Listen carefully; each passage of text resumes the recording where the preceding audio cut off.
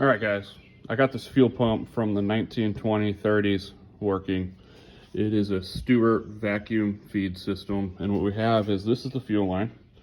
This is the vacuum off of the air intake manifold, and then this is just a vent. Down here we have the fuel line going to the engine. So what we have is we have total water is our fuel, and then we have a hose going to a vacuum for the vacuum suction part of it. So what it is there inside of this, there's a chamber here with a little flap at the bottom of it, actually like right there. And then inside that chamber is this valve and this float. And what it is the parts right there by my thumb, that is where the vacuum comes in, and then the other part to the right is the atmospheric valve, that pipe right there. So when there is no fuel, this float is down, opening that valve to let vacuum in. So as the fuel starts rising, the float goes up,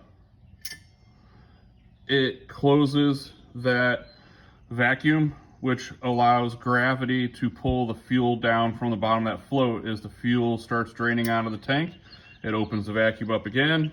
And it's a constant motion. So, let's turn the vacuum on. You can see we're sucking fuel up.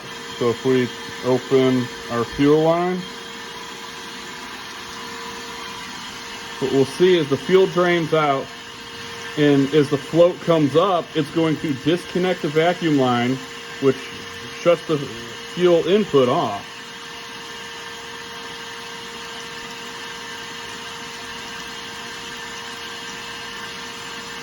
Up. So the float has reached the top, which shut the vacuum off, which shut the fuel suction off. And if we notice, the stream has been good. And you can actually hear this thing click when the valve works.